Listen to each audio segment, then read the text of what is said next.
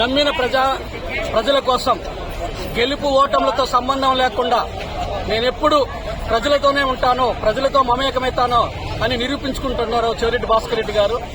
ఈరోజు దాదాపు 2500 మంది భక్తుల్ని ఒక ప్రత్యేకమైన ట్రైన్ మాట్లాడి ఎలాంటి లోటుపాట్లు లేకుండా అందరికీ మంచిగా దర్శనం చేయించి అందరినీ చాలా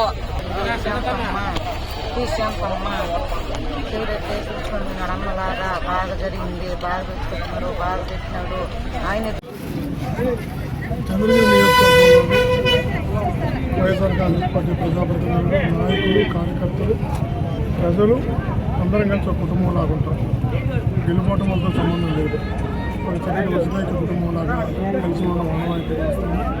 అందులో భాగంగా ప్రతి సంవత్సరం ఒక పుణ్యక్షేత్రానికి వెళ్ళడం ఆనవాయితీగా పెట్టుకున్నాం. అందులో భాగంగా ఈ సంవత్సరం ఓటమైనా కూడా మా నాయకులు, మా కార్యకర్తలు, ప్రజాప్రతినిధులు కలిసి యాత్రకు వెళ్ళి 4 రోజుల పాటు భగవంతుని దర్శించుకుని తిరిగి రావడం జరిగింది. 2000 మంది పైగా 24 రావడం జరిగింది. అందరం కూడా కుటుంబంలో కలిసి ప్రయాణం చేస్తాం, కలిసి మాట్లాడుకున్నాం, కలిసి ఫోన్ చేస్తాం, కలిసి దర్శించుకున్నాం, కలిసి మాట్లాడుకున్నాం, కలిసి మళ్ళీ తిరిగి రావడం జరిగింది.